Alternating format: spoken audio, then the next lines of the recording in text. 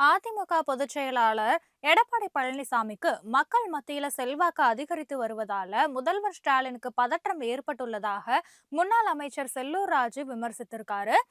மதுரை நிகழ்ச்சி ஒண்ணுல பேசிய செல்லூர் ராஜு, பாஜகவோட திமுக கூட்டணி வச்சுச்சுன்னா நட்பு ரீதியான கூட்டணி அப்படின்னும், அதுவே அதிமுக கூட்டணி வச்சுச்சுன்னா அடிமைன்னு கூறி வர்றதா செல்லூர் ராஜு கூறியிருக்காரு. பாஜகவோட கூட்டணியில இருந்தபோது தமிழ்நாட்டுல ஹிந்திய கொண்டு வந்தவர்கள் திமுகவினர் தான்னு விமர்சித்தாரு.